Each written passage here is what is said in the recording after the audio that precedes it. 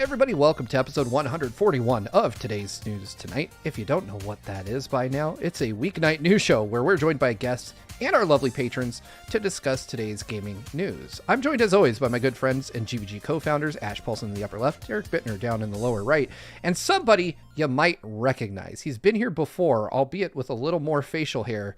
None other than our good friend and SDGC co-founder, John Phipps. How's it going, man? This is my third time here. I can't quit you guys, or you can't quit me. I don't know which one it is, but the Final Fantasy signal was put out, and it's like, I must appear. Honestly, when Ash sent me the list of topics and I saw Final Fantasy Stranger of Paradise on there, I was like, I have so much to say about that short trailer we saw today. I knew you would. There's so much. I also just want to. Can everyone appreciate that both Ash and I are looking like Division 2 player characters right now? Like, I know, right? Oh, yeah. We're. I Or feel the main character from Infamous Second Son. Yeah, that one too. Yes, absolutely. I actually have that beanie. Nice. There's probably a beanie I don't own, or there's not a beanie that I don't own. So it's been a while since I've worn my Parappa beanie. So thank you for reminding me to and giving me a reason. I had to. Your hair's just looked too good lately. Ash, I'm just trying to bring out the best version of you, buddy. I appreciate that, man. We inspire each other. Nice. Well, we do have a lot of news to discuss today. We've got Final Fantasy. We have some Konami news and a bunch of other interesting stories. A little bit more on that Switch 4K story from the last episode.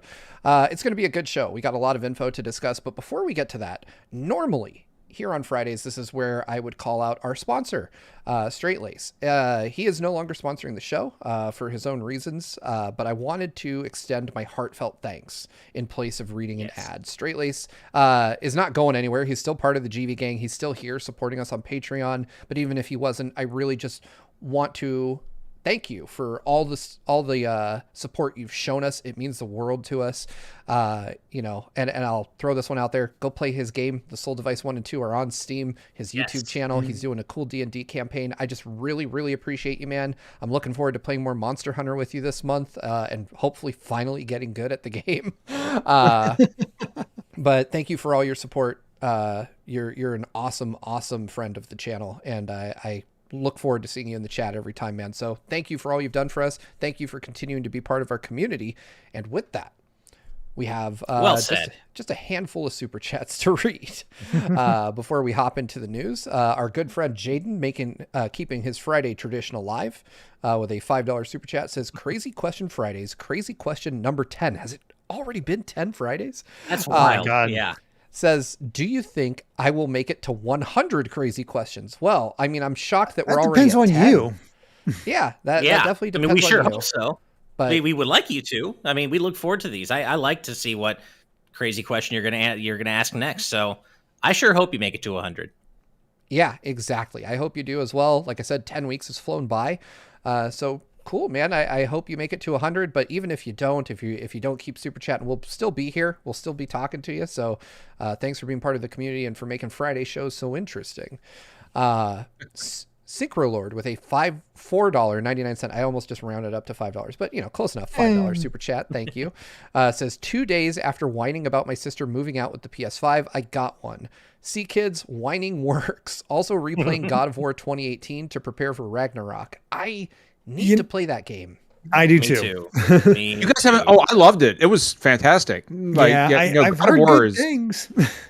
Yeah, I'm gonna play it on the PS5 patch. With the performance patch. I just never one of those games. I didn't have enough time to get to it. If you've played God of War 3 on PlayStation 3, the changing character from Kratos then to Kratos now is like it's gonna blow. It's gonna. Oh, it's I can't even describe it. It's nuts. No, like that boy is the first time I've ever been into his character. I'm not a fan of him in the first 3 games, so this is like the first time I've actually been interested in him as a character. Yeah, Nice. It's fantastic. I agree. I've played a little bit, like the first hour, and I was really impressed by it. It's just one of those things where when you're in the business of creating content around games, you're seldom playing the games you just want to play, and you're playing the games you need to play. And unfortunately for me, I have not had an embargoed reason to play God of War, so it fell by the wayside.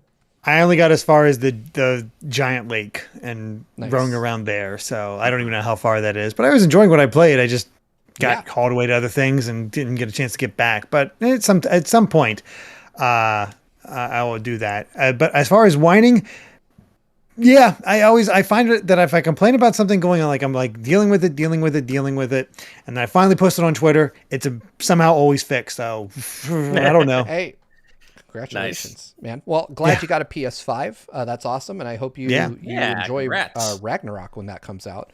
And play Astro's Playroom. Don't ignore it. Play it. Oh, it's so good. Yeah, it's very, very wholesome. I'm playing a game right now that I can't talk about. It's under embargo, but it makes such incredible use of the haptics in the DualSense, and it reminds me why, whenever there's a multiplat in this generation, the first question out of my mouth is, how well does it use the PS5 controller?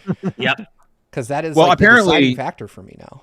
Apparently, the Death Stranding update for PS5 included haptic peeing. So, I have not played this. How strong of a stream can you get? You know what? I think it depends on, Kojima loves to be immersive. So I think it depends on how much Sam has actually had to drink. It actually does. So, does it really? I made that up. So, no, it really does. There's a meter. Like his I mean, it makes sense. How much he there's some interesting stuff. So first thing, before I talk about Death Stranding at all, I have to say our friends at Sony sent me a review code for Death Stranding after the game came out, but still, thank you for providing me with a free copy of Death Stranding.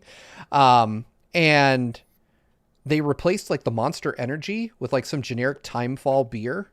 Cause it used to be like when you went to Sam's room, on the table, there was actual Monster Energy drinks, and he would pound those. He was a gamer. And it would fill up his piss meter, and then that would dictate how much you could piss, and everywhere you pissed, like mushrooms would sprout, and then you could harvest your piss mushrooms. It was really weird.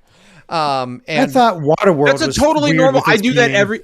Have you never been camping, Steve? That's a totally normal thing. I didn't think they grew instantly. I'm wondering how turbocharged Sam's pee is to make things instantly appear. Apocalypse, so. The thing is, Oh, go ahead, John. No. I was just going to say the future is a strange and mysterious place. That's all I was going to say. It is. I was just going to say that, like, if you were talking about any other game, I would have assumed and probably known you were kidding. But because it's Kojima, oh no, this is legit. Death Stranding, I genuinely didn't know. I could see him actually doing that. Of course, absolutely serious. Stranding. Yeah, exactly. Oh God. And the title screen for Death Stranding Director's Edition is an odd color of yellow. You know what else is an odd color of yellow? This latest super chat from a Nerd's Ramblings with $15. He says, COVID is all gone for me. Keep doing what you're doing. It's inspired me to finally get back into video making and recently started a very ambitious video project. Thank you all for being yourselves. Well, awesome. Congratulations. Congrats. Seriously. Congrats. Yeah. Getting over that is no mean feat, especially with just the toll it's taken on everybody. But also on top of that, congrats on, getting back into video making, pursuing your passion. That is really cool and not something enough people find time for in their lives. So good on you, man.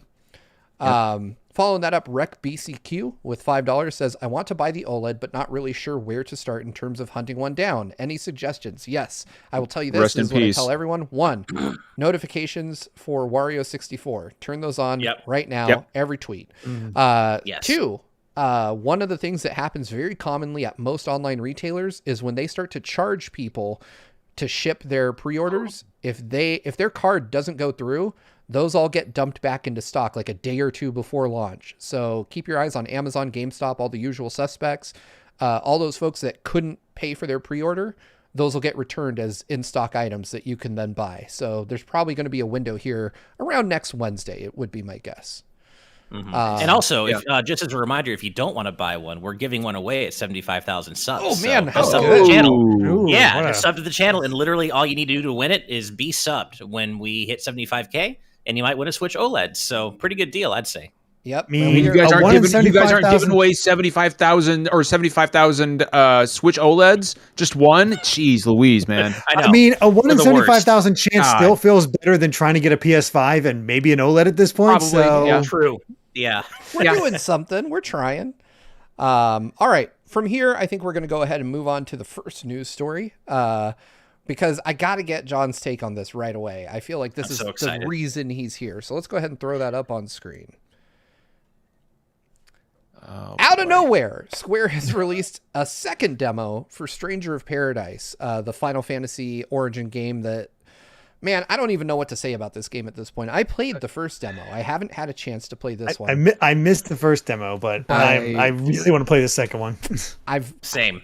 I have a feeling, John, you've played this. Have you?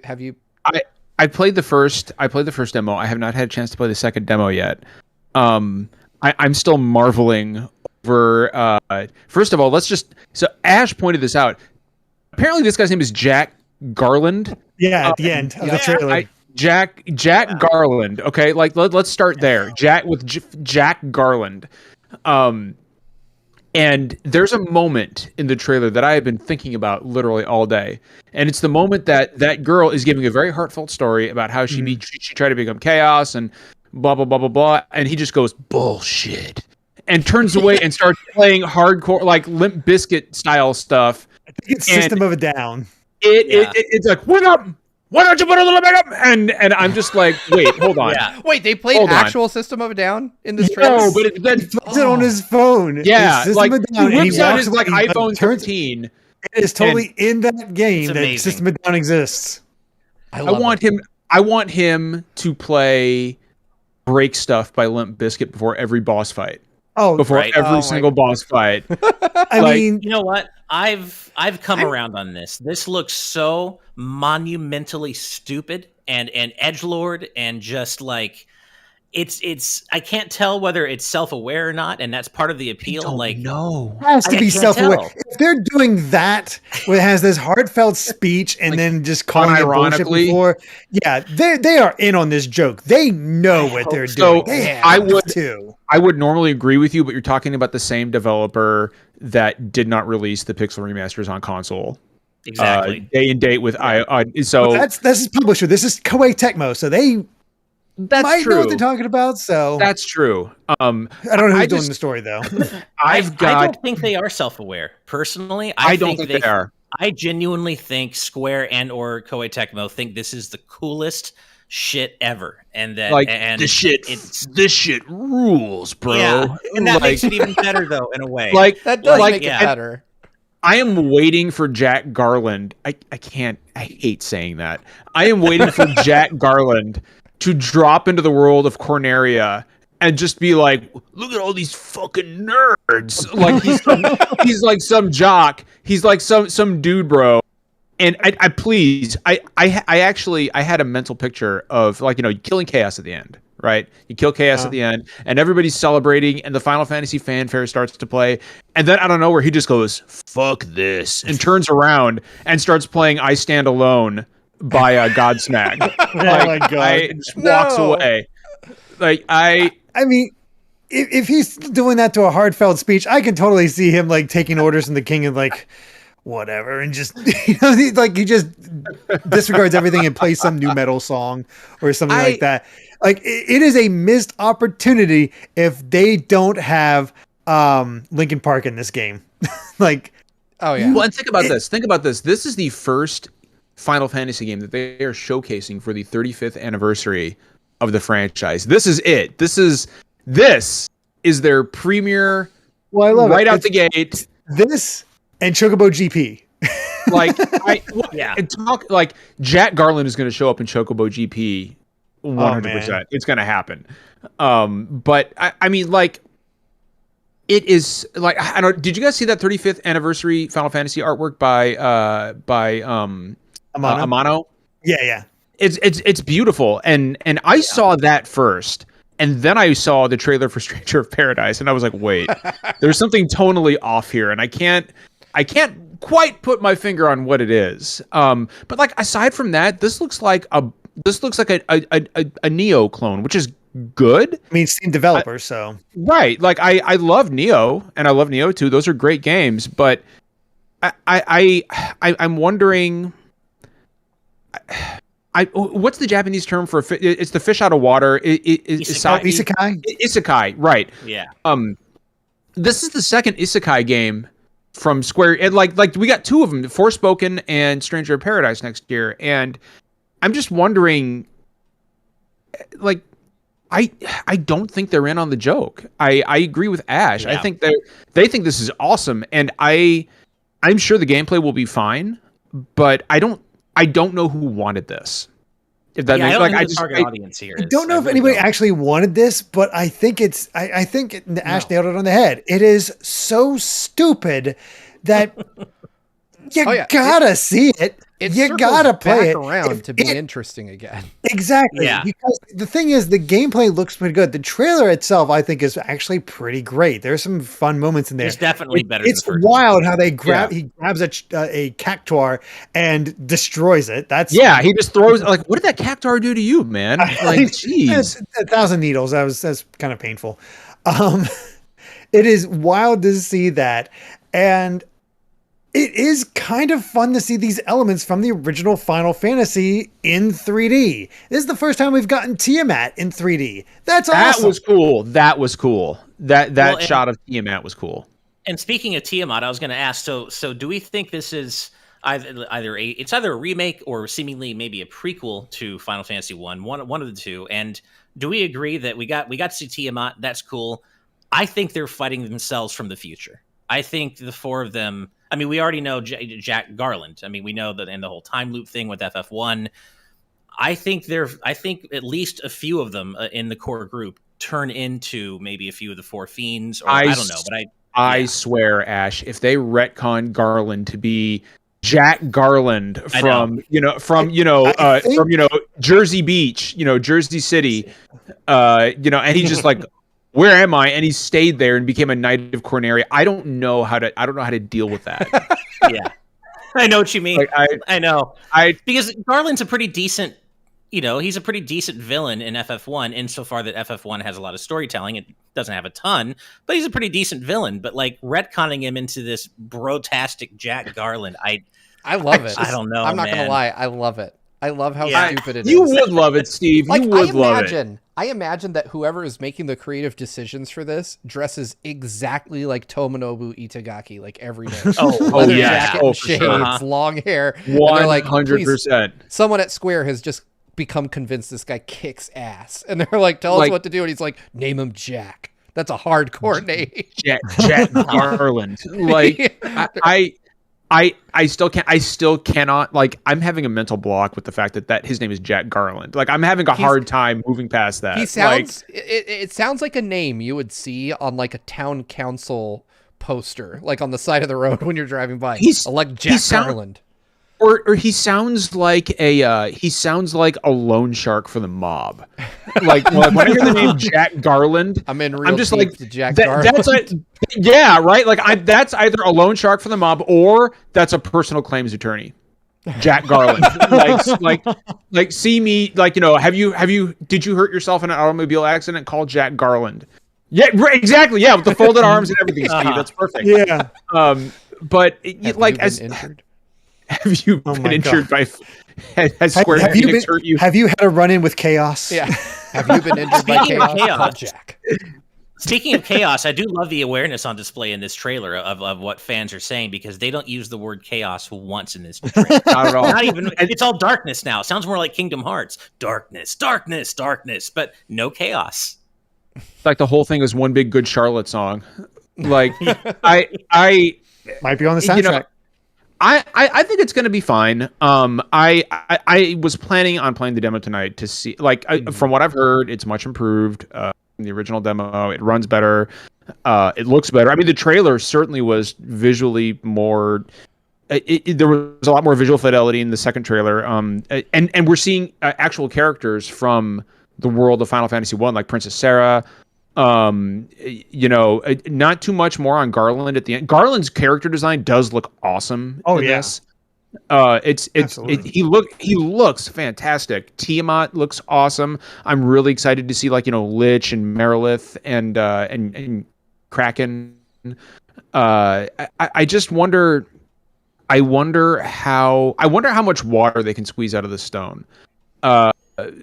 Because like Ash said, there's not a whole lot of storytelling present in Final Fantasy 1, so there's not a lot, like, aside from enemy designs, there's not a lot for them to lean on. I mean, this is going to be, for all intents and purposes, a wholly original story. And I are these four? I know that Ash had posited that maybe some of these guys are the fiends in the future, but have we considered that these are the four warriors of light here? I mean, they have. I think they've basically come out and said it. They are saying they're the four warriors of light, but the fact that Jack is part of them is weird because apparently becomes Garland, or maybe they just share the name. Who knows? Like, what if it's a darker take on that story where the Warriors of Light, it's part of this whole time loop thing. This version of the Warriors of Light fall and become the Fiends, or the Fiends and Garland, or something. I don't know. Or they just they're so worn down from the time loop. What we're going to find out is that Square has initiated the Final Fantasy cinematic universe, and Jack Garland is just a variant of Garland of Corneria. Nice. That's what we're going to find out. The thing is, I kind of want. It'd be really fun if this was successful and they start doing it with the other Final Fantasies, like Stranger Paradise 2, Final Fantasy 2, or something like that. I don't want that. No, I don't want that at all. I don't know. I think it'd be kind of fun because, it's basic, expand the story, be crazy, be weird, especially with Final Fantasy 2, where you take on the Emperor, who you literally kill, and he takes over hell. He defeats Satan and takes over hell. Come on, that'd be an awesome fight to have in 3D and in this style with that kind of edginess. I want Stranger of Paradise Final Fantasy VII more than anything, only because I'm convinced that a real world Cloud would just look like Ash. Yeah, I mean, absolutely. No, I can absolutely see that. I'll take that. Bill also, Cloud. On that note, Dan in our live audience YouTube chat was talking about how Cloud's name would just be Brian Strife in a Final Fantasy Origin. Yeah, Brian. Like, that's Brian just my Strife nickname. or Brian Strife. Yeah. Steve Iroth, like something. Steve Iroth. Steve Iroth. And Barrett Wallace already fits. That's like the most normal Final Fantasy name I've ever heard. But yeah, like, so I saw somebody in chat earlier say David Kefka. Kefka. But David Kefka. The other part of this is interesting. Oh, sorry. Go ahead, John. No. Please, Ash, go ahead, man. Well, the other part of this new trailer that's interesting is that we haven't talked about the fact that there's essentially an area from one of my favorite Final Fantasy games, FF13, in it. Right. There's an area that is clearly inspired by the Sunlit Waterscape, and you can hear parts of the Sunlit Waterscape's music, in this part of the trailer. And 13 has nothing to do with 1. So, look, I'm happy because I'm glad that someone over there at Square clearly loves 13 the way I do. Hell yeah. But why? Like, why 13?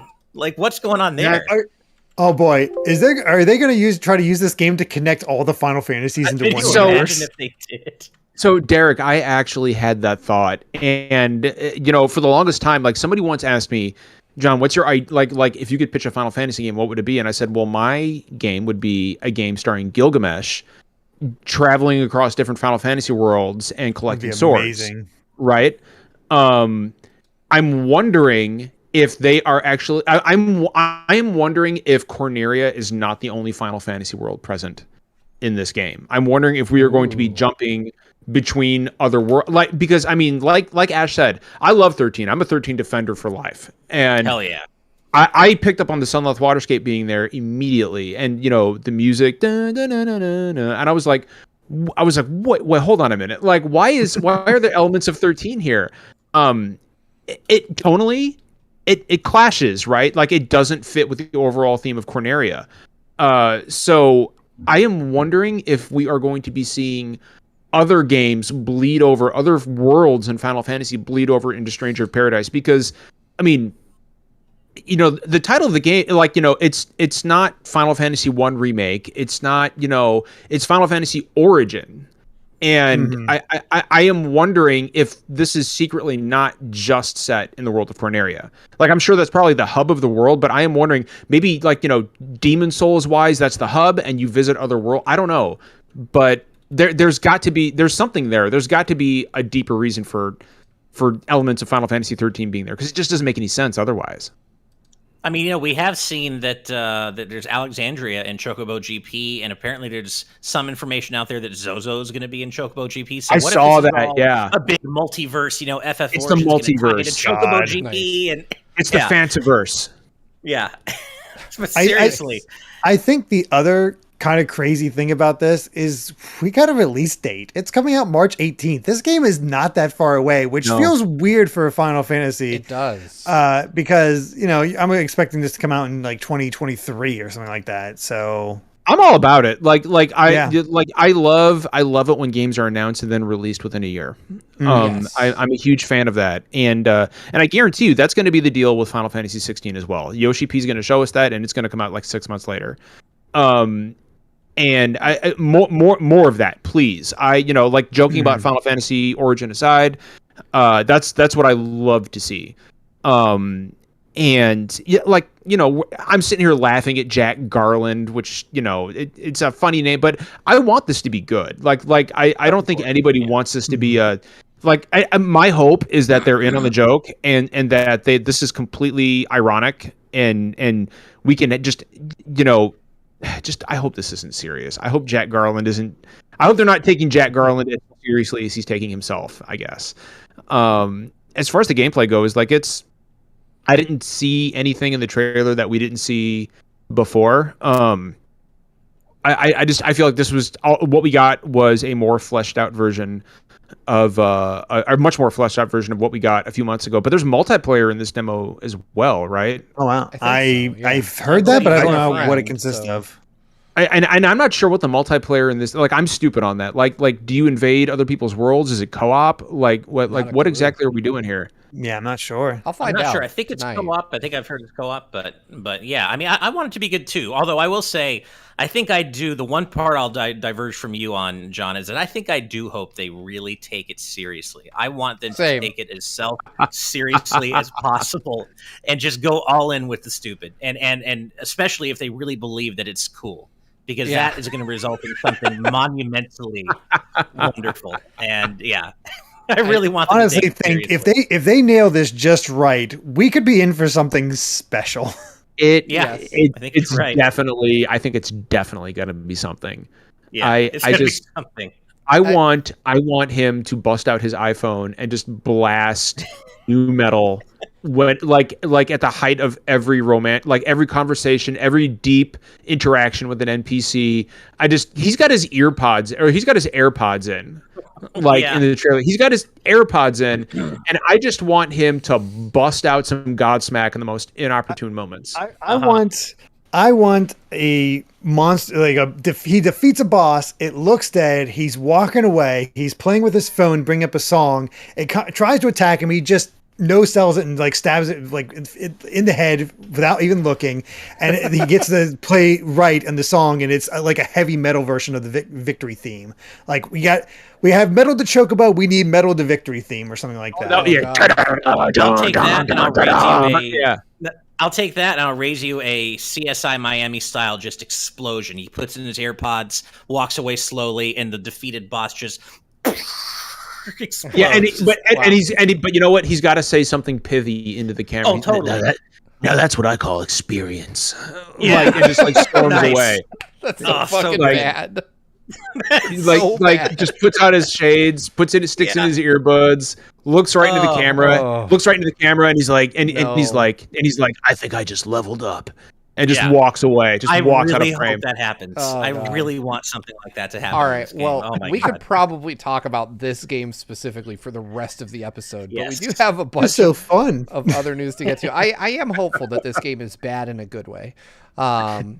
Before we move on to our next story, though, we do have a few super chats. Let me try to get some of these out.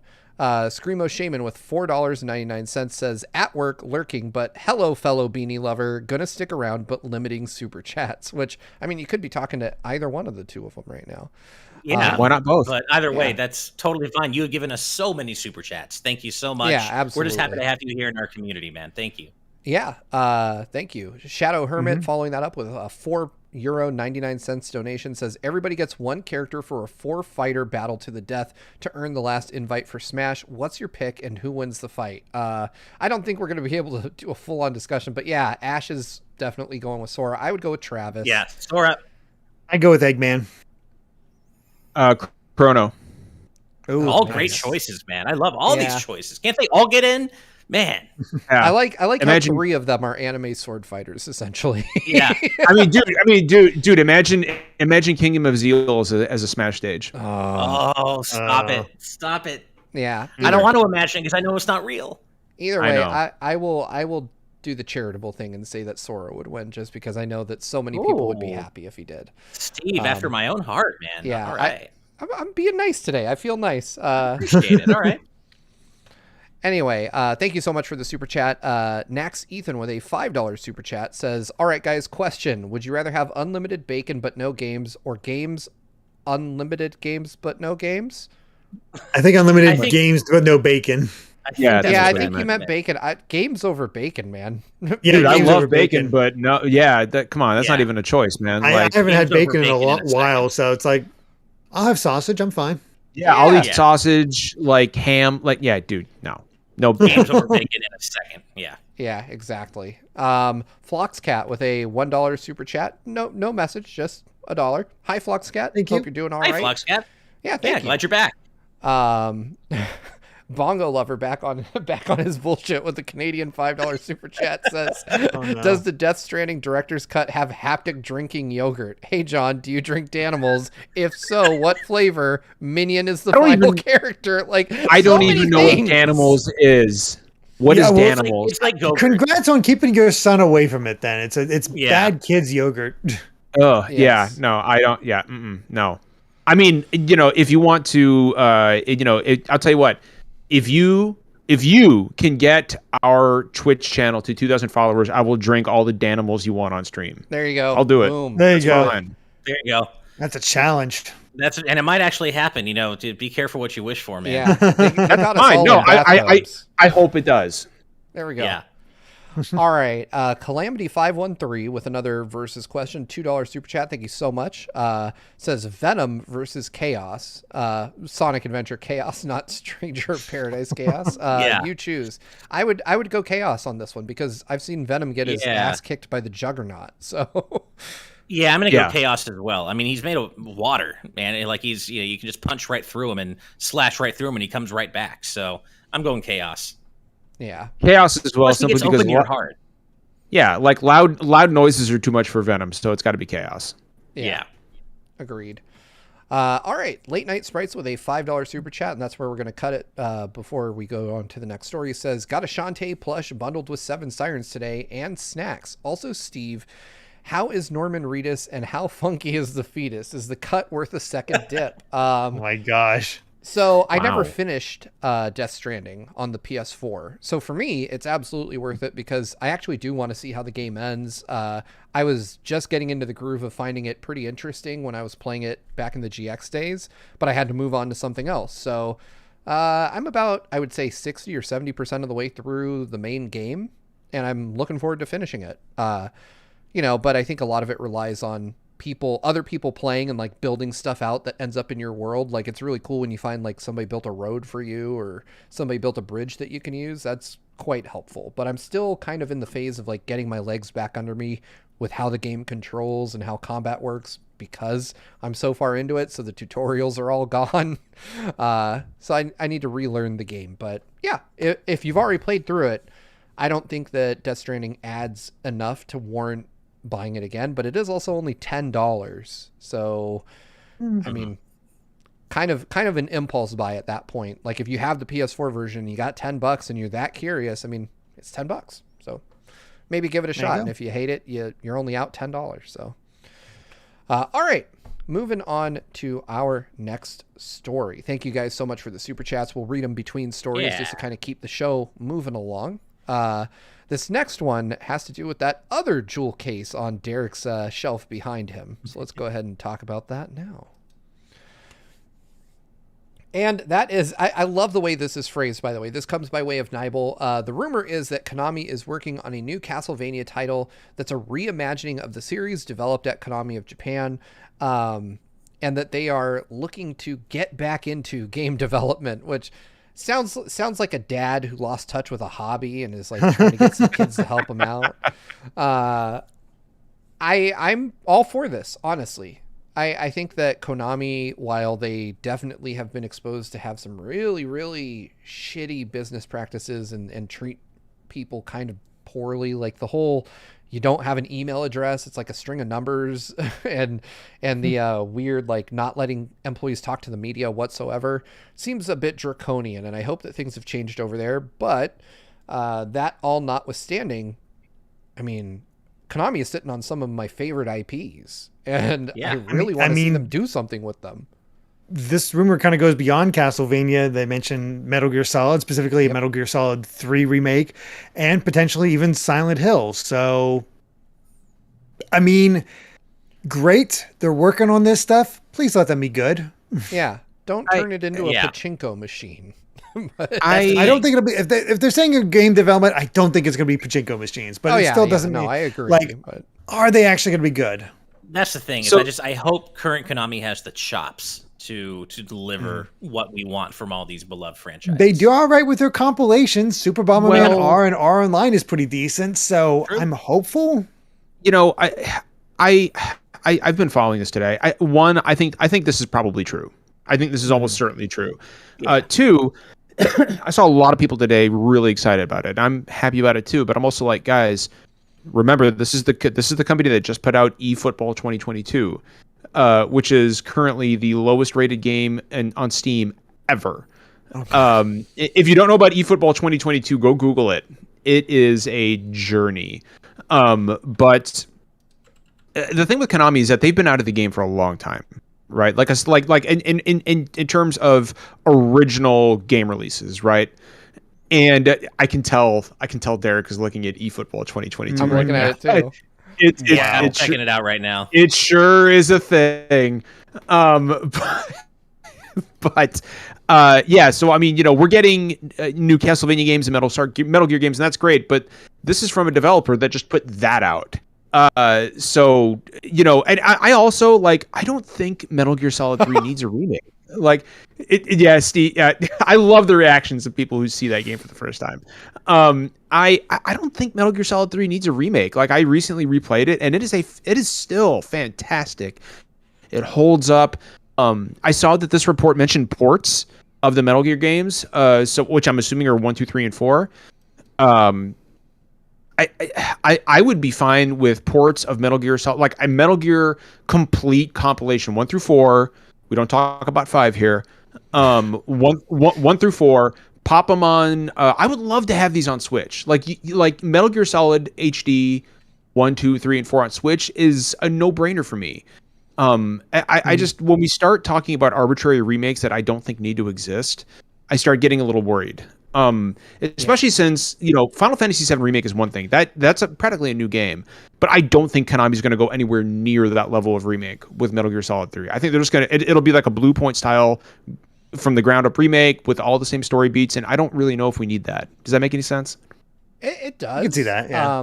I'm, you know, though, part of me, and maybe it's just because Konami hasn't put out anything good. By the way, the clip I was laughing at of eFootball was like a guy running, and for some reason his arms were just pinned behind him, so he was like Naruto running down the field. Naruto running, yeah, which was fantastic. Or Sonic running, if you've. I'm looking at a graphics comparison right now between 2020 or the last one and the new one that just came out, and wow, look at the crowd. Good. Ash, look at the crowd. It's like a crowd of zombies. They're the undead. Like, it's amazing. Wild. Nice. But as far as Metal Gear Solid 3 is concerned, not confirmed, none of this is, but the rumor goes that they're having Virtuos work on the remake, and I'm like, you know, I don't feel bad about Konami like farming out this stuff to have other folks like do it, because I think I'm at a position now where it's better than nothing. Like, you know, what they've been putting out. I'm happy for Konami to pull a Sega and just hand out some of their beloved franchises to people who might do something good with it. I am really deeply curious the most, though, about this Castlevania news. Like, what does a reimagined Castlevania look like? Well, that's what I wanted to ask you guys. I wanted to see what you guys thought about this. Do we think it's going to be 2D or like a Lords of Shadow style 3D like extravaganza? So I worry it'll be 3D. I mean, the thing is, Lords of Shadow is pretty good. That's where Mercury Steam kind of got on the map for me, and they're making Dread now.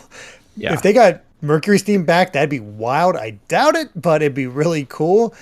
That said, I was having a Twitter conversation. Well, I responded to sort of a similar question from She Says about what you do with the Castlevania reimagining.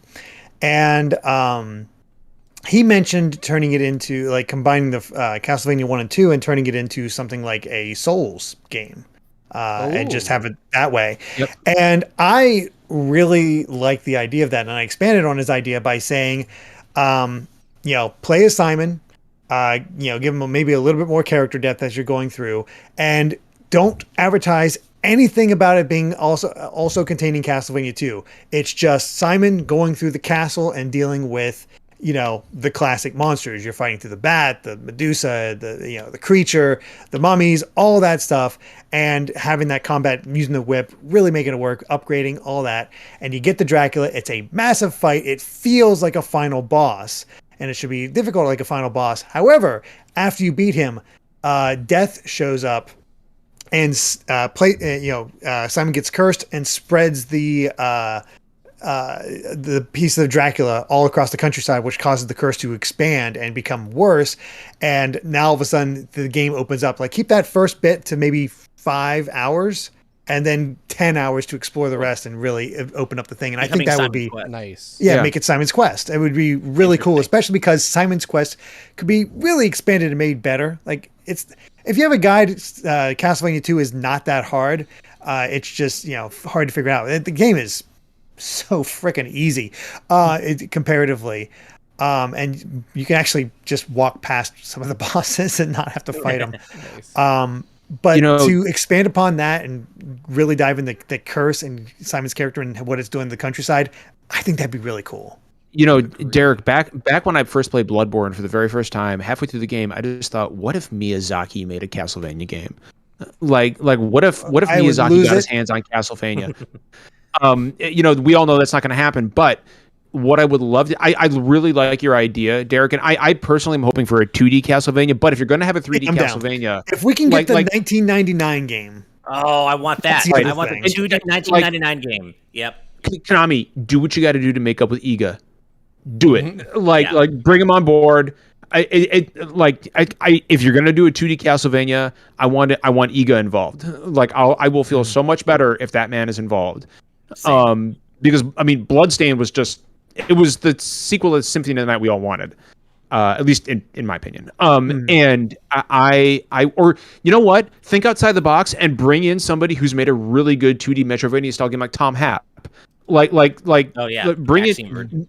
Right, like bring in people who have done this recently, who know what they're doing, and can bring a fresh new perspective into Castlevania. Because if you're gonna reimagine the franchise and you're going to do a brand new Castlevania game, you have got to you've got to hold to series traditions, but you've also got to think outside of the box. And if this is going to be how Konami kind of reintroduces themselves to the gaming world, is okay, we're back. Here's a new Castlevania. Like, it has to be a home run. It can't just be good. It's got to be great. Yeah. I have a feeling that just the idea of a reimagining alone, though, almost by itself kind of puts the kibosh on the idea of it being 2D. I think you're probably 2D. right. That's what I'm hoping for.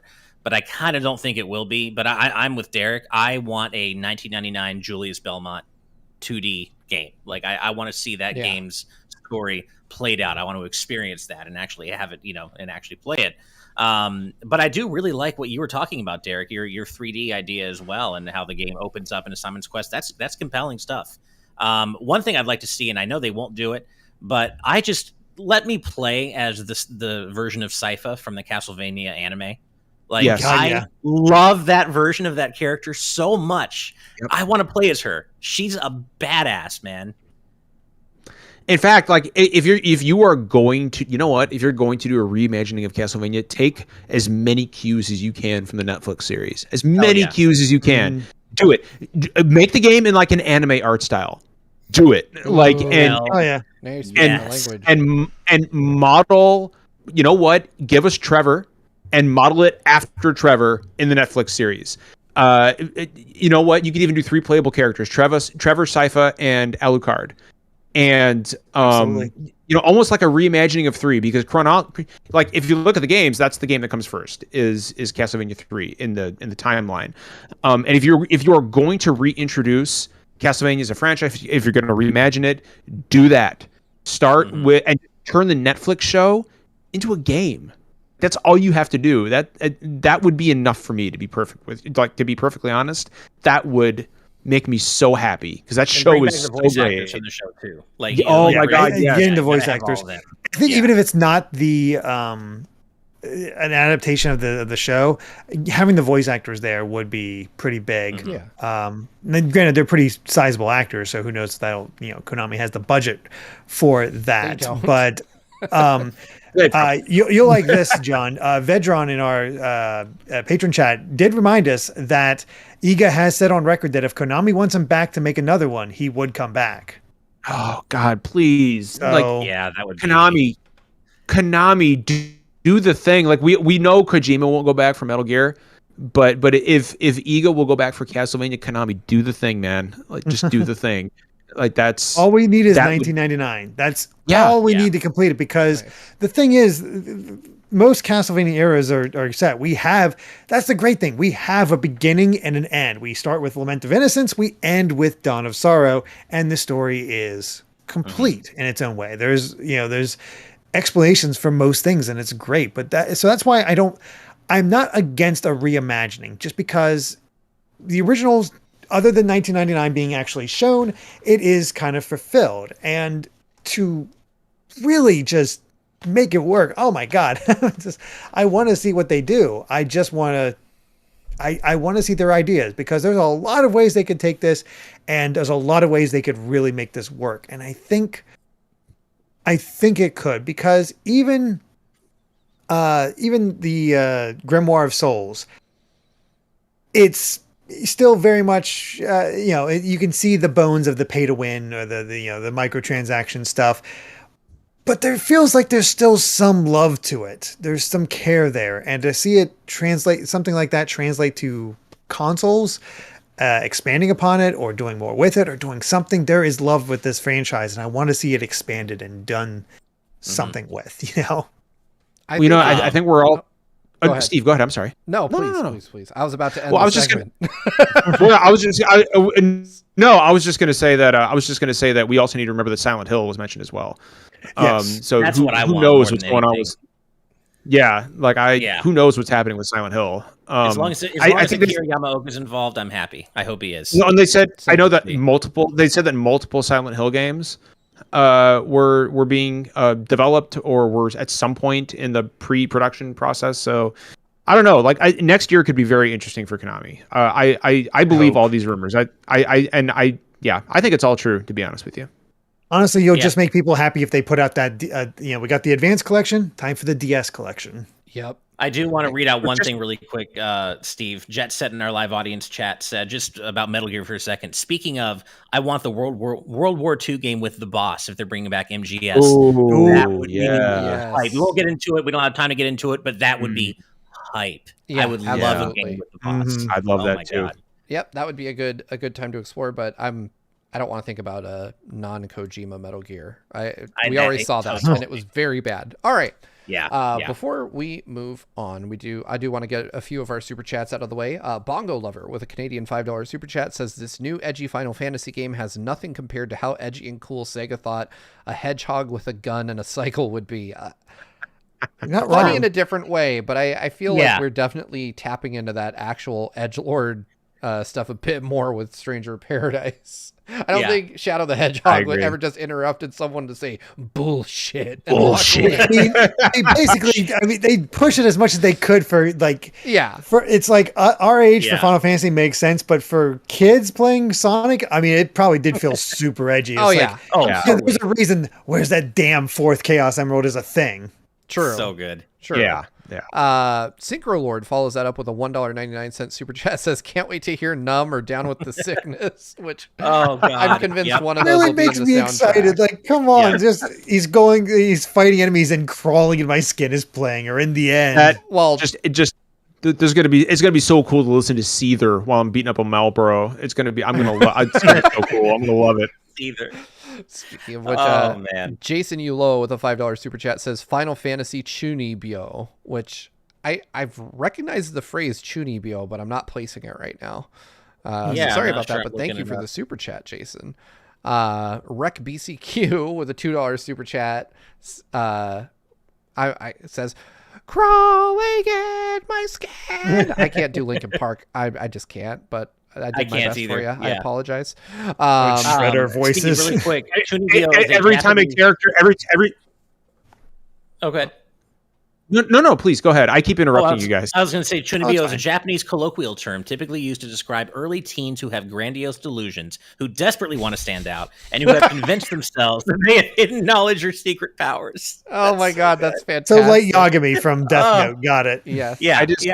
Exactly. Every time you use the Phoenix down in Final Fantasy Origin to revive a party member, I want to hear "Wake Me Up" by Evanescence. Oh my God. Oh man, I love and I every hate anime this. music video with that song. It's like the designers went back to like early 2000s MySpace to figure out what's cool.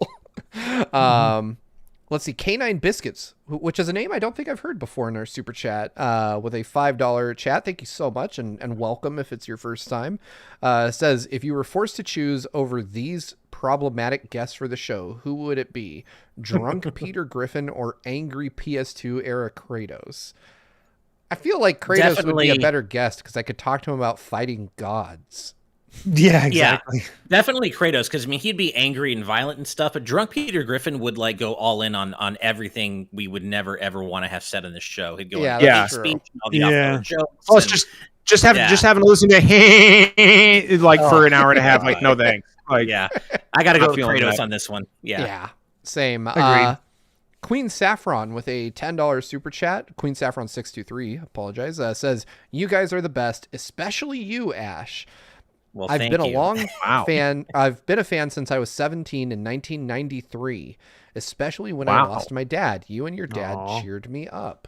Well, that's really nice. I'm glad for that. Thank you so much, Queen Saffron. And I see you in chat all the time. You're such a huge supporter. You're always there watching our streams, and we love you. Thank you so much.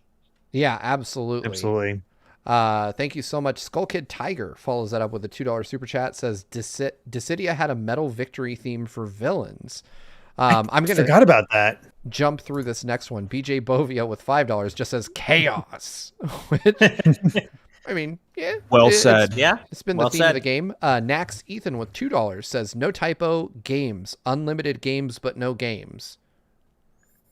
Makes sense. I'm still a little confused. I'm sorry. Yeah, I'm really confused. I guess you guys can start gamers then.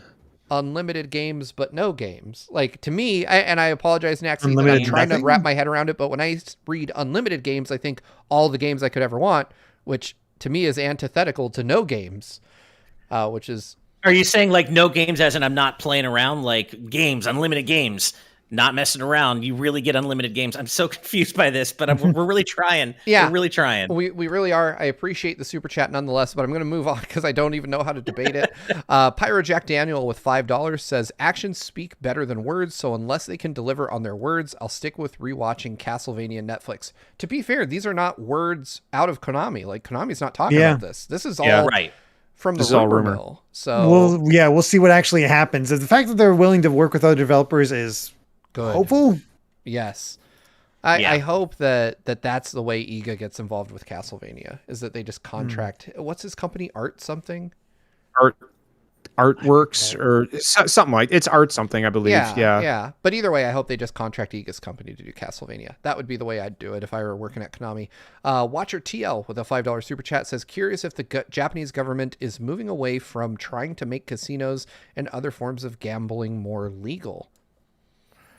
Japanese politics, I don't know. It's an interesting pivot for Konami for sure.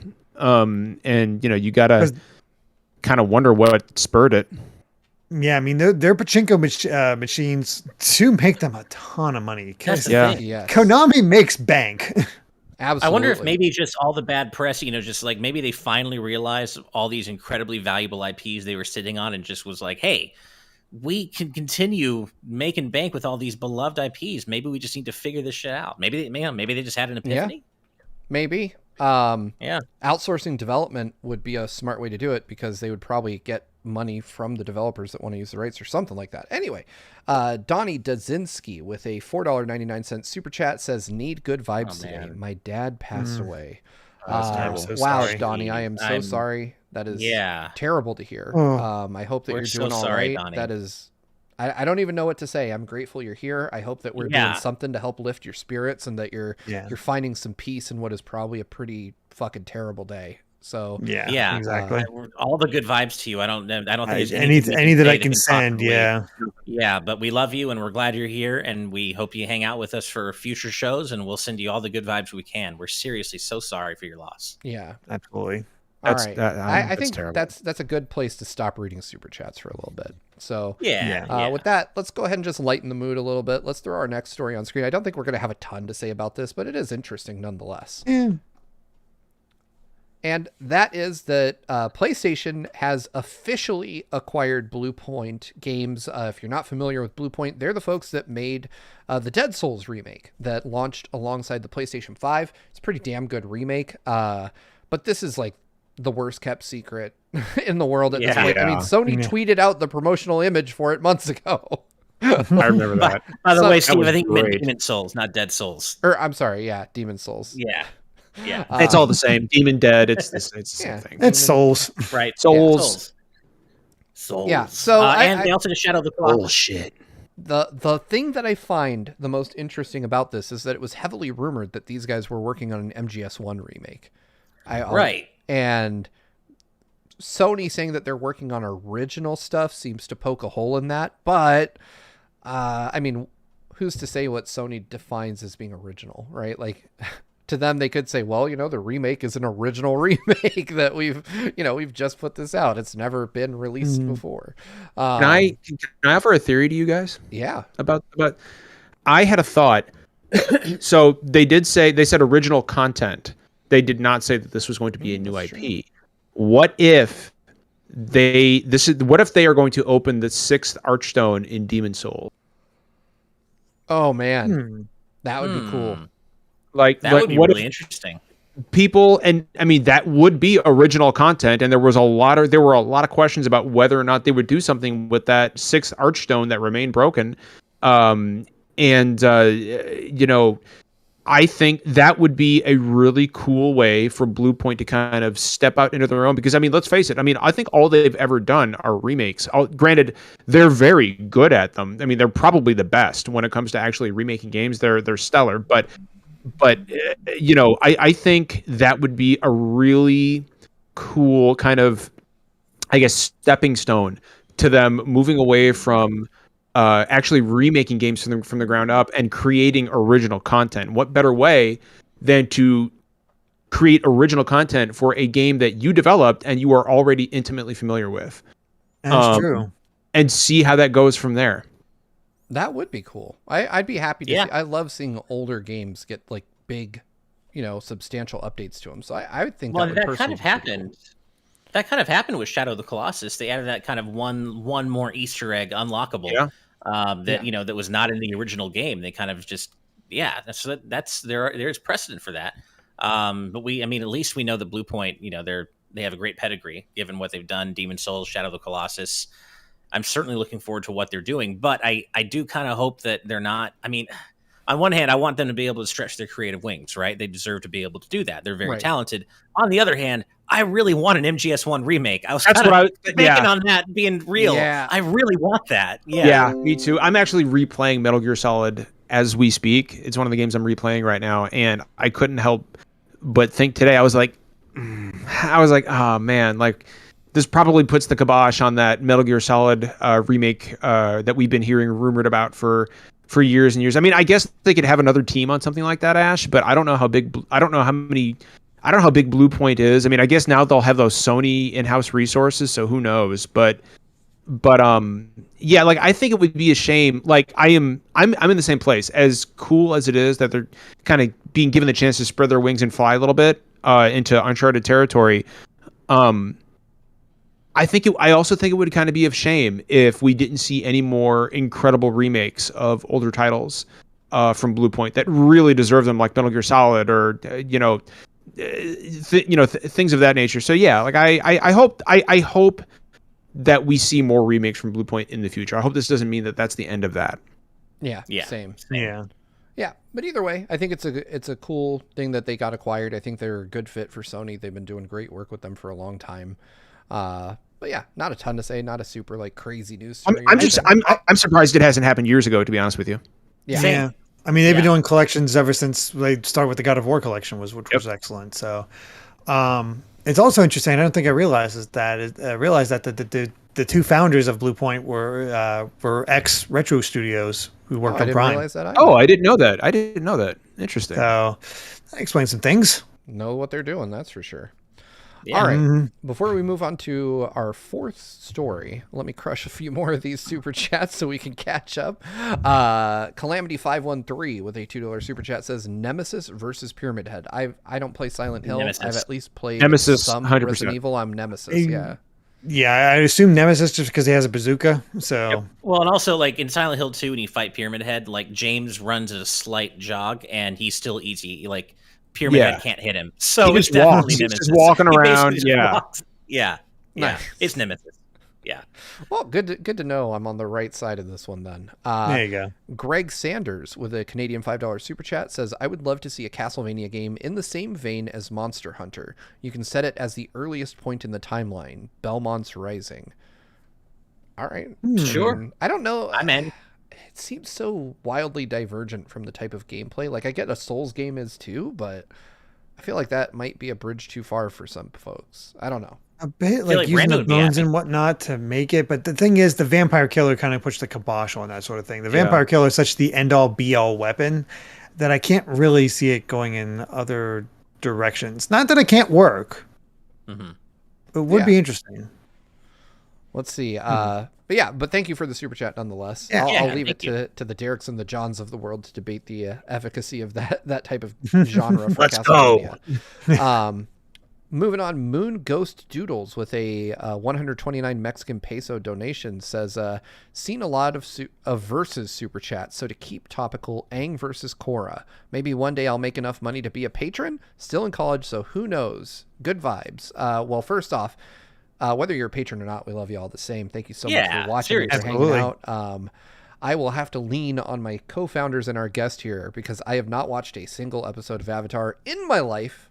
We need to fix that. I saw the live action one. Yeah, Aang and Korra finally got showed off today, and Aang's all about the airbending. Korra has everything else. Could have been so much there.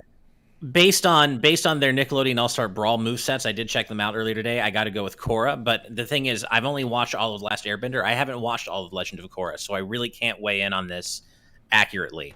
All I know is they're both powerhouses, but I prefer the way Korra looks cooler and her moves seem cooler in Nickelodeon All-Star Brawl, personally. I'd have to go with Aang. I don't know. Yeah. I feel like I haven't looked at it too closely, but I'd like to see. I'm a fan of Aang. As far as Korra, good first season, second season, third and fourth definitely improved things. Okay, cool. That's basically what I've heard. Yeah. Well, I mean, thank you so much for the super chat. We appreciate it, and I guess we'll find out who truly wins next week when Nick All Steve, watch Avatar. Watch Avatar, Steve. I need to watch it. I just might, but we'll see. I gotta find time, man. I don't have time for this shit. Yeah. Anyway, Bongo Lover with a Canadian $2 super chat says, "Is Sonic edgy for listening to Gangster's Paradise?" Yes. Yeah, absolutely. Canonically factual. Definitely. Yep. Ask anybody. Mike F with a $2 super chat says, "Steve, I'm having fried chicken for dinner tonight. If I had a hat, I would tip it to you. But congratulations on making the correct choice." Nice. Yep. Hunter J with a $2 super chat says, "Tweeted you guys /DM'd you. Hope to hear from you."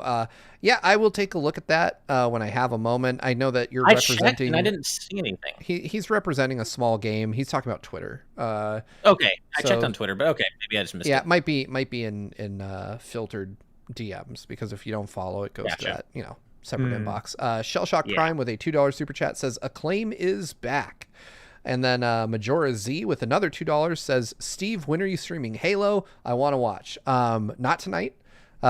Stay tuned to our Twitter for an announcement. My wife is heading out of town tonight, so I'm trying to spend time with her after the show because I won't see her for 9 days.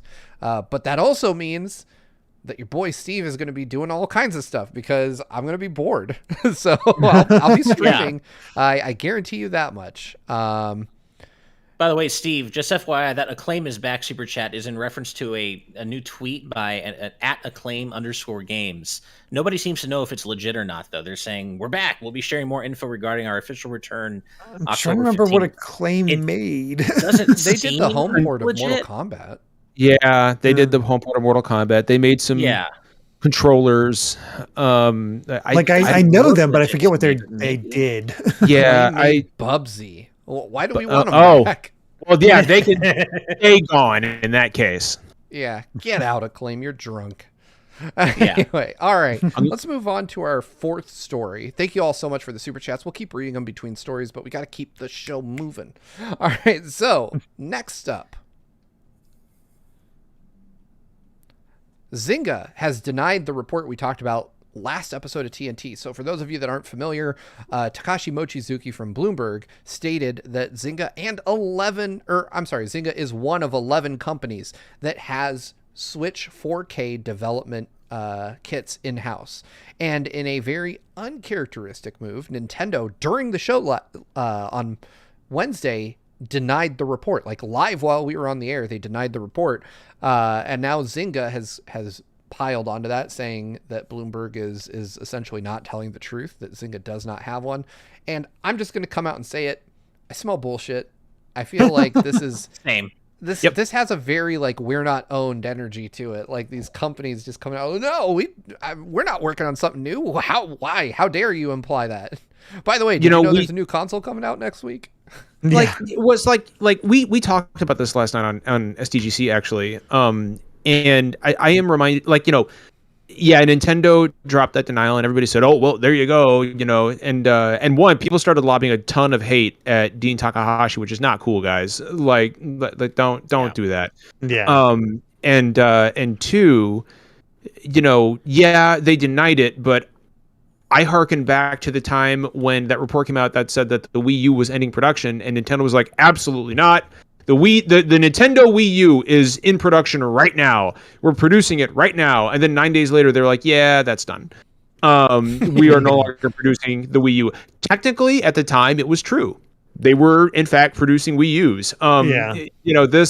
This is corporate speak, and Nintendo has shareholders that they have to keep happy. Zynga has Nintendo that they have to try to keep happy, and all of these companies are under severe NDAs.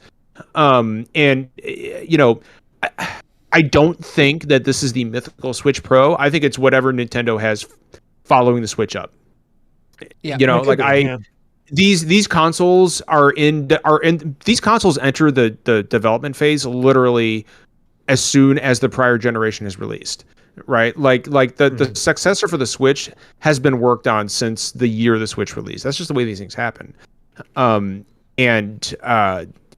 Whatever this is, there was a patent that came out today that said it had Nintendo had filed a patent for 4K upscaling and DLSS technology, right? It's like, guys, come on. We know you're working on something. It's clear as day. It's obvious to anyone with 2 eyes and a brain. So I don't think we're going to see whatever this is until 2024. But that's because I think it's the follow up to the Switch. I don't think it's like a new iteration of Switch hardware. I don't.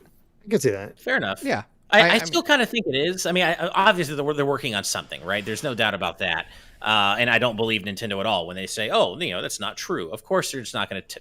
They can't say it's true. Yeah. And I don't believe Zynga. I feel like Nintendo Ninjas maybe got to Zynga, or Zynga's under NDA, whatever. Either way, there's something here. Zynga's like, we swear we didn't talk. We were the only ones named. We swear we didn't talk. Yeah. And I think it's very telling that this seems like the kind of statement that Nintendo had ready to go. They were, and it most of the time when a company like Nintendo takes the time to say this is not true, it usually is, because this is just the way these companies work. Like, everybody in the industry knows how console development works. These things are being worked on as we speak. And, it's hilarious to me that we found out about the patents for 4K upscaling and DLSS the day after Nintendo drops this big denial. And it's like, well, that kind of undercuts your whole thing, guys. It's not for the Switch. So what is it for? You know, and it's clearly a console of some kind. Just, I think the better move for Nintendo would have been just not to say anything. Yeah. Yeah, exactly. Well, I mean, the thing is they use the wording like Switch with 4K or whatever like that. And they could easily name it, like Derek implied, like the Super Switch or Switch Pro even, right? And they'd be like, well, I mean, it's true. It's a Super Switch dev kit, not a Switch with 4K dev kit. So we were technically they're not lying. Yeah. Well, and I think I think the other reason that Nintendo was so quick on the draw with this denial is that, like, and this is the part I do understand, is that, like, they're probably thinking, look, we have a new iteration of Switch hardware dropping next week. And, you know, if people think that there is a new version of the Switch coming out, a more powerful version coming out next year, they're not going to buy our OLED Switch. People will wait. And to be honest with you, like, I'm as excited as I am about my Switch OLED. If I knew that there was a more powerful Switch with, you know, 4K and DLSS capabilities coming next year, I would not pick up the OLED next week. I wouldn't. I would save my money and wait for that new powerful Switch. So I am sure to do that. Right. And so I am sure that is a motivating factor for them as well. They're like, well, we got to get out there and deny this because our brand new Switch drops next week. We can't have people thinking that there's going to be something more powerful coming down the pipeline. No, absolutely. Yeah. They don't want to cut into their holiday sales. They don't want, you know, word getting out that there's a better product on the horizon, because like you said, you know, it's in people's nature to really, armed with that information, they're going to choose to wait and hold off on a $300 or $400 purchase, depending on whatever this new piece of hardware comes in at. Yeah. So, I mean, I don't think there's a lot to talk about. It seems like a clear case where Nintendo is just trying to, you know, I get it. They're working in their own best interest. That's the only interest Nintendo works in. And, you know, Zynga, of course, is also in a position where it behooves them to deny this because, like Derek said, they're the only one named in this report. Like, they're the only one that Bloomberg name dropped. So, of course, you know, I think it would be different if they named all 11 companies, right? I don't think all 11 companies would come to the fore and be like, this is a lie. But when you're the one out of 11, the one that Nintendo can point to and be like, oh, you guys won. Don't develop for us often, and you talked. And you know what? I like, on the flip side of that, I think that if a company that hadn't named, like, let's say Square Enix just came out of nowhere and said, yeah, that's not true. I might be willing to buy into that a little more. You know, like, look, there's nothing here. You know, but again, like, the fact that it was, like you said, the fact that it was just Zynga, the one company that was named, super, super interesting to me that they would be the ones to deny it. Yeah, absolutely. But we'll see. Yeah. I mean, I think, honestly, we have at most a year to wait to find out if this thing's real. I think you're right. I agree. I think that by this time next year, it'll either be coming out or it'll at minimum be announced. We'll be playing that new Castlevania on it. That's right. Please. We'll be playing Castlevania. Oh God, I can't even think about how that's going to work out. Castlevania, I Stand Alone. There we go. Stranger in Paradise. Castlevania. Alucard has a tribal tattoo and is Julius Belmont. Julius Belmont's going to kill Dracula, and his last word's going to be, "You suck." Oh my God. God. I hate myself. I'm gonna play this demo tonight just because you guys have inadvertently gotten me excited for it. Me too. Me too. All right. Before we move to our final news story, we do have a few more super chats to read out. Rec BCQ with $5 says, "Fun fact: Bring Me to Life is in the playlist at the Rite Aid I work at." Which that's amazing. I'm sorry, man. Yeah, I feel sorry for you. That's so. As a customer, it's just such a weird thought. Thinking I'm going to go to Rite Aid and buy whatever to this music. Like, what weird Rite Aid shopping music? Listen to some Evanescence at the Rite Aid. Yeah, there we go. Yeah, makes sense. Following that up, thank you, Rec. By the way, Mwape Mulego with a $5 super chat says, "I'm going to say it. I call bullshit on Konami saying they want to make more games after Metal Gear Survive. I don't trust them with those franchises." I don't trust them either, but I believe that it's going to happen, honestly. Yeah, me too. Same. Yeah. Like, they did bad with Survive, but again, I point to Bomberman R being pretty good and the collections being excellent recently. Yeah. The collection's good, yeah. If they hire the right people, I think they're fine. It's really what it comes down to, who they have working on it. Yep. All right. Joseph Rutkin with a $5 super chat says, "Lore question for Derek. Castlevania in 1999 was literally on the moon, right? No, it did not take place on the moon. It's the weirdest thing, but they somehow discovered that the only way to truly end Dracula was to defeat him and seal away Castlevania itself, his castle, within an eclipse. So the question is, how the hell did they do that? That's what everybody wants. They want to know how the hell they did that, but it's also when you meet Julius in Aria of Sorrow and Dawn of Sorrow, it's like, well, he's awesome. You want to know more about this guy. Also, I thought it was a solar eclipse, right? Not a lunar eclipse. Is it a lunar eclipse? It's an eclipse. It's an eclipse. Okay. It's fine. Moon over sun, I believe. Yeah. All right. Whichever one that is. We got a few more to read out. Hunter J with the $2 super chat says, ampersand at Derek/Ash.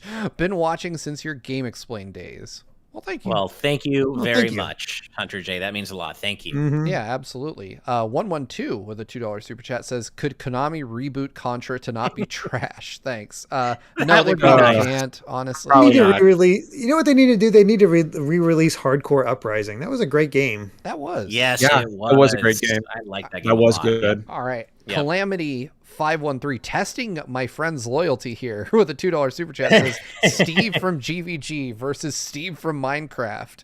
Steve, you choose. Yeah, I don't think he's testing us. I think he's testing your own. Man, I would fuck Brick Boy up in a second. Hell yeah. I'm not gonna lie. You know what? I don't believe that. Can you punch trees and take their wood? No, I immediately went to a dirty place when you said that, Derek. I read that you can eat way more chicken than Minecraft, Steve. And Steve threw Sora a bone. He threw me a bone with Sora earlier today, so I'm gonna throw that bone right back. Our own Steve wins. I was scrolling through the chat and I saw the super chat and I just saw Steve U and I was like, what is this, like the Nintendo version of Steve? Like, is Steve like is this the new and improved Steve? Like Steve U? Like now I'm thinking of Steve as a Nintendo console. I will say though that if I crossed Steve from Minecraft in an alley, he would probably want to fight because I dunked on him pretty hard for the whole Steve. He's got dynamite, dude. He's just gonna blow you up. He's got a pickaxe. Like I know it's true. Like, see, I was trying to think like if he's fully equipped, he's able to take down like the Ender Dragon and these crazy monsters. But at the start, he's still able to literally punch a tree and gather the resources from that. So he's technically superhuman. Jet Set makes a great point though. Steve Bowling has more fluid animation. That's true. You got more animation. You do. You're. I don't know anybody whose animation is more fluid than yours. To be honest with you. Exactly. Yeah. See. I can have a chance. I'm in this fight. Well, I will say that I have personally hugged Steve, and he is very powerful. So who knows? You know, it's true. I did have to take a nap in a coffin after hugging John, though.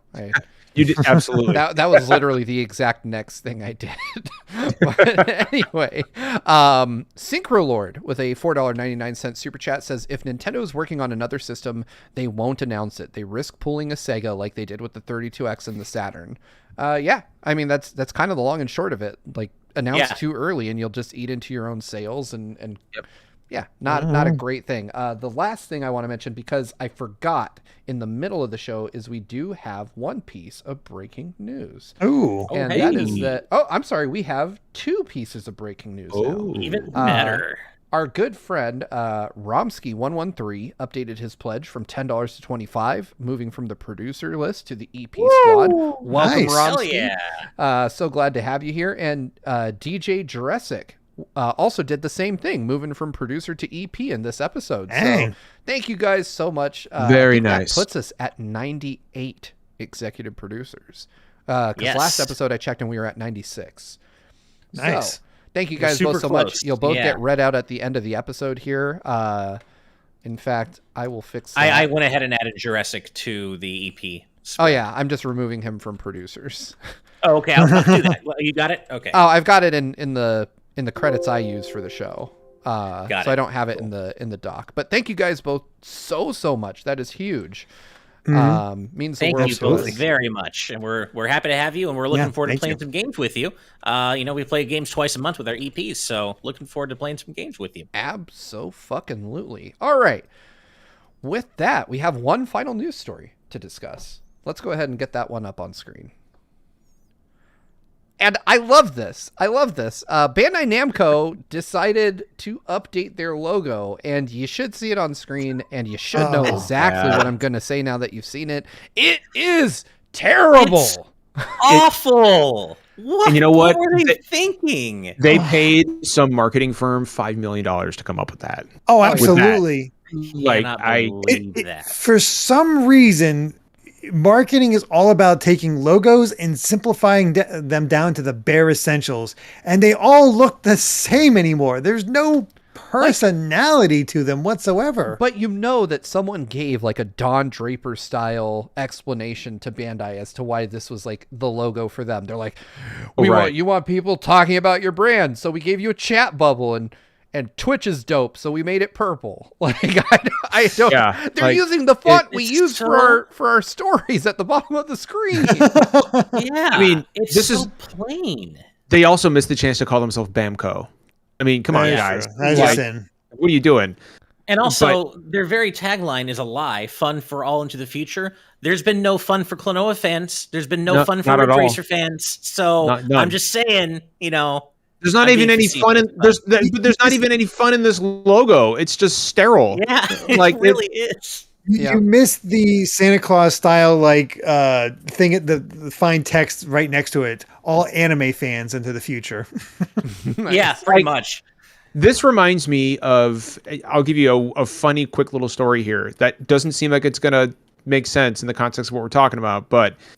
In 2006, I was in Afghanistan, and I was in the Marine Corps, and I was working with mostly soldiers in the Army. And this was the day the Army was unveiling its new slogan, right? They were getting rid of, I think it was Be All You Can Be or something like that, but they were getting rid of that, and they were going to unveil their new slogan. Everybody was all hyped up, and they had this big screen on in the skiff, and all those soldiers were watching, and everybody was quiet, and they had this big presentation, and then it was Army Strong.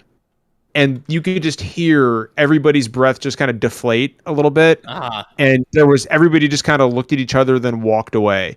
And I feel like that was the reaction I saw on Twitter today with this new Bandai Namco logo. Like everybody just kind of looked at it and went, huh, and turned around and left. This is, it's so boring. They paid millions of dollars for this, guaranteed. Millions for this. Oh yeah. And I know maybe we can, maybe people in general can be a little change averse, and I recognize that, but I wouldn't have been averse to a change from their previous cool logo to another cool, memorable logo. This is just so boring. It really is. It doesn't. It doesn't have any elements of their old Bandai Namco. Say what you want about the old logo. Like, people knew it. It had brand recognition. It stood out. It was memorable. When companies rebrand like this, look at what Square Enix did. When they bought Enix and they ceased to be SquareSoft, they became Square Enix. They changed their logo, but there was still that that white and then the red, it still said Square, right? You could look at that and be like, oh, that has elements of their old logo. They've modernized it. And that is the way you do this. There is nothing about this that screams Bandai Namco to me. It's just, no. It's just, it looks like a social media logo. That's what it looks like with the chat bubble. I hate it. I absolutely hate it. Why though? That's my question is why? What was wrong? Does anybody know actually what the reason was behind this? As a matter of fact, yes. So, according to their press release, the new logo's speech bubble motif, Fukidachi in Japanese, expresses the potential of the brand to connect with people around the world and inspire them with amazing ideas. The speech bubble also represents Japan's manga culture that has become so popular everywhere. The logo stands for our determination to communicate with fans worldwide, to connect with our fans, and to create entertainment unique to Bandai Namco. The magenta used as the motif color not only represents diversity, but also creates a bright and fun impression and is easy to reproduce. Are you convinced? Their definition of bright and fun is a little different than mine. Yeah.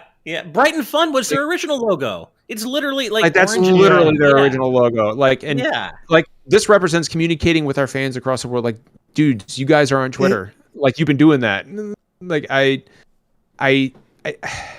I would love it if they were just refreshingly honest about this. They're like, we found a dude on Fiverr. Do you know how hard it is to license fucking Dragon Ball over and over again? We're fucking broke, all right? Yeah. Or we were tired of the old logo. Sorry, guys. Yeah. We needed to change. I would love to get Brandon Bovia's opinion on this logo then, if it's supposed to be manga inspired.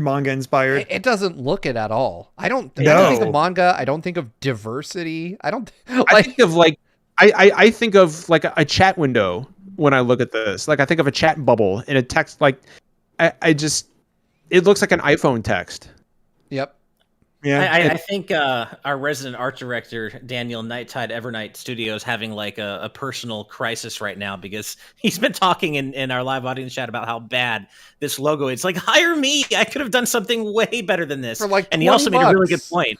He also made a great point saying, you notice how that pitch says nothing about games. And that's true. The word game does not appear even once in that logo pitch. I love this. Brandon Brovia, I think it's garbage. Evernight, I want to die. Yeah. Yeah, fair enough. Also, press Jason to X says, I am inspired, or they said up above, more like Bandai Namco, which I'm really sad I didn't think of I first. do wonder if they'll reverse course in this just because of the general just bad reaction, but I mean they might just stick with it. Like they're probably it's probably people are going to be upset about it, but they'll get used to it. Don't worry. Like in the big scheme of things, is it going to change the quality of their games? No. No. But I think I think just the fact that it's a major downgrade to a very, very recognizable brand logo, like I think that's worth talking about, I mean, it's like it would be like if Xbox, like everybody knows the Xbox logo, right? It would be like if they took that and just turned it into a circle with an X in it, and it's like, okay, right. It speaks to, we're moving forward to the future while keeping one foot rooted firmly in the past. No, you're not. Like, what are you talking about? Like, it just, you spent a lot of money and you made it worse. And it's to me, the Bandai Namco logo was up there with like Square Enix. It's like one of the most recognizable logos in gaming, right? Like everybody knew it. And this just has no fun whatsoever. Like, yeah, it's sterile. That's the word I keep coming back to. It's just sterile. Yeah. Yep. It's like the hospital of game logos. So true. It goes there to die. Really way to put it. Yeah. Pretty much. All right. Well, I think we probably exhausted our thoughts. It's a terrible logo. Nobody likes it. Yeah. But not a whole lot to say other than I can't wait to see the first game where this appears on screen. I hope it's at the top above the character image. It's just them always saying Bandai I hope it's Namco. in Klonoa Encore and prove it's really fun for all, Bandai Namco. Thanks. There we go. Yeah. Or just release. You know what? Release Klonoa Encore with whatever fucking logo you want. I don't care. Just release it. Yeah. Just release it on Switch. Throw it on Switch. Yep. Throw it on Switch, put Dick Butt on the screen. I don't care what you do as long as you get me the game. I just want that game. Who, man. Dick Butt would have been a better logo for Bandai Namco than what they did with this. Like, just Bandai Namco and the O is just one of the cheeks in Dick Butt. Oh my god. Oh man. I love it. Oh god. Somebody's gonna Photoshop that. Watch. Please do. Like, I want this. Ban Dick Butt Namco. All right. Anyway, Dick Butt Namco. Before we move on, I am 12 and I apologize. Before we move on, let's get these last few super chats out of the way before we end tonight's episode. Our next one comes from Shiny Turkey with an Australian $5 super chat. Says, thought it was pretty clear the women in the video was the picture looking after.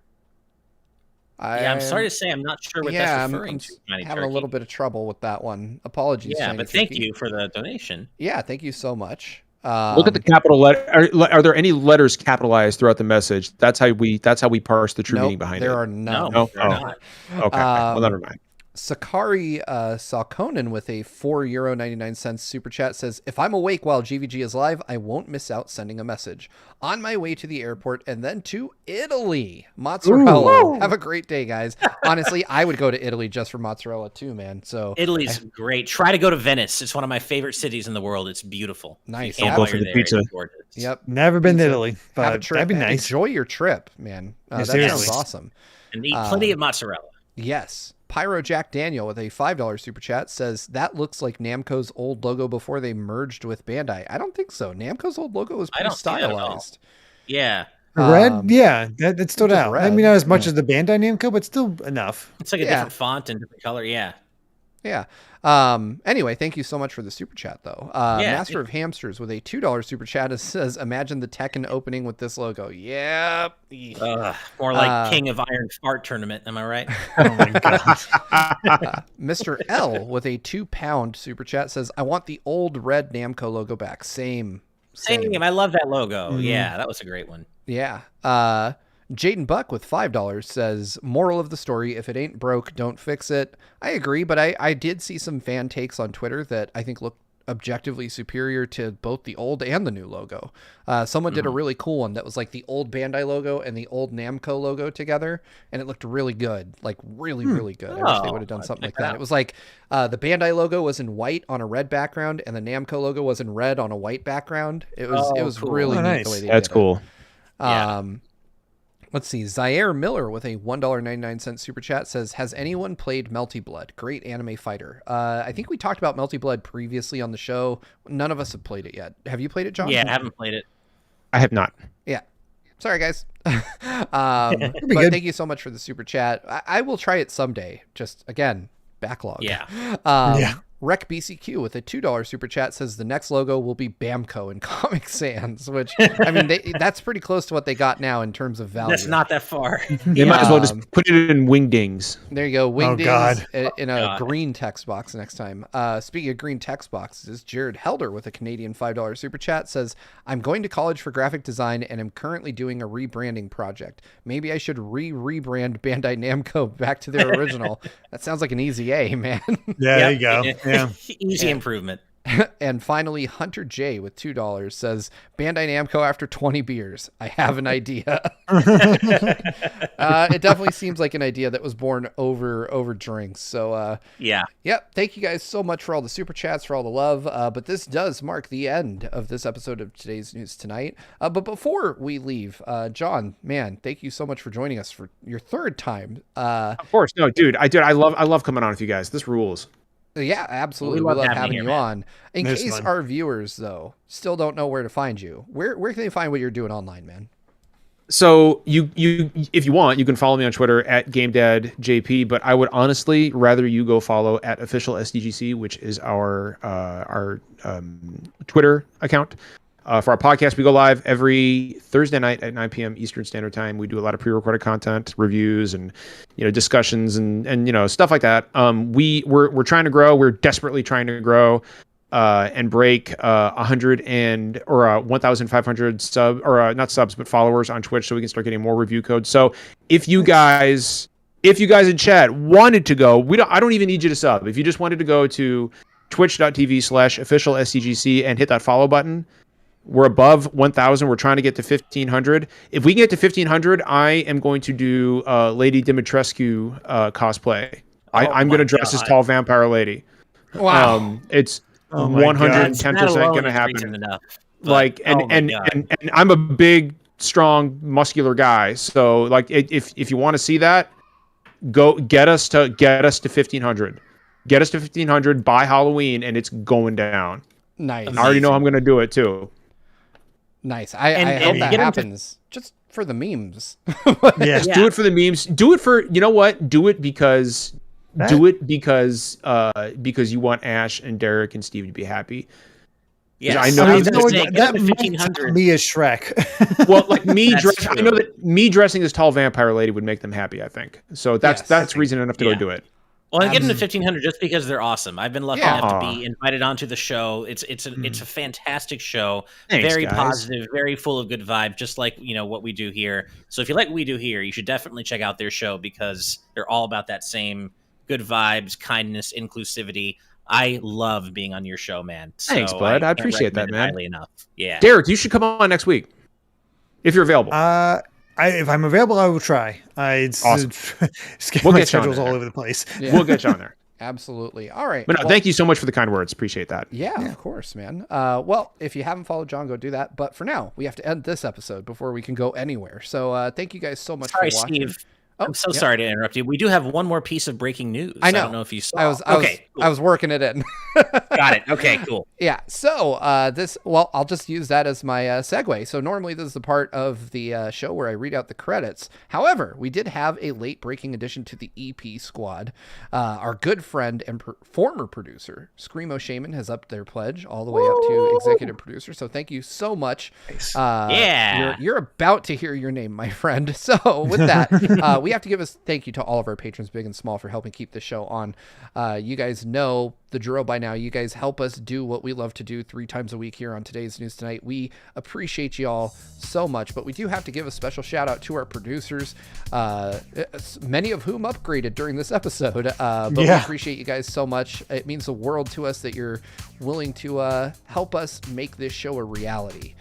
Beyond that, though, we do have to give an extra special shout out to all of our patrons at the executive producer tier and above. And those incredible folks who are now 3 larger in number include Jared Edinger, Brandon Bovia, Rob Arman X, Itiono Ben, Dan and Twistle, Dennis J, Z Patty, High Roll Hermit, Sky Blue Flames, Adam O'Sullivan, Octo Puppet, Richard Herrera, Michael Phone, The D-Pad, Vesmio, Waffle King, Kitty Kong Facts, Angel Martinez, Vedran Hotik, 112, John, Joshua Hunter, Evernight Studio, Benny Yao, Azran127, Pagrema, Kenrule09, Jake Pelka, Geller, Joseph Rutkin, Titus Malvolio, Geeky Griffin, Lucky Wonderfish, Kyle, Top Dog 23100, Young Ben Kenobi, Doug Shomix, Andrew Medeiros, Orem M, Sakuragi, Becca, Rocks the Cat, Fizzywig Hoyd,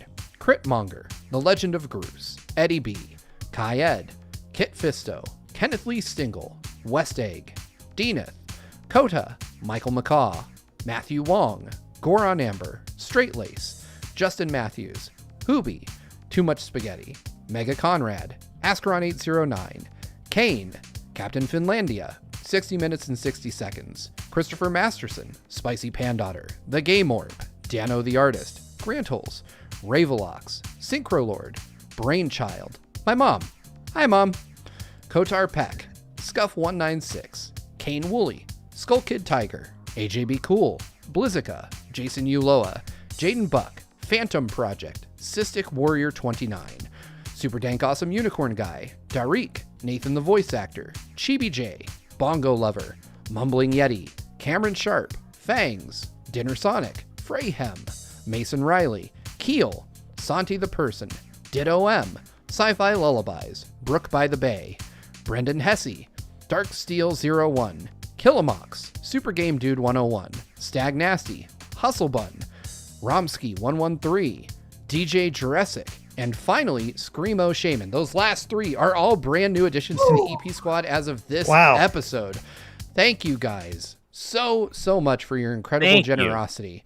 And remember that if you too would like to be able to watch us live, hang out with us, we're fully Patreon funded. You can find out more about how to join us at patreon.com/GV Gaming. But whether you support us on Patreon or you just like and subscribe here on YouTube, it means the world to us. It helps out the channel a ton. And as a quick reminder, if you're not subscribed, maybe you should be, because we're about to give away a brand new Switch OLED when we hit 75,000. And if you're thinking, well, that's a little bit far away, we're inching ever closer to 70,000. And you can get my 2 co-founders here to stop shaving for all of the month of November just to see what they'd look like. I want to see this happen. So I would consider. Come out with a Robin Williams Jumanji beard. I swear. I would like this. I would like this too. I would like this. I would like to see this. Yes, I'm telling you, this is the content you're here for. Trust me. Yeah. But again, guys, thank you so much for watching. We will be back on Monday with episode 142 of Today's News Tonight. Until next time, everybody, have a great weekend. Good night and good vibes. Bye, everyone. Bye. Good night, everybody.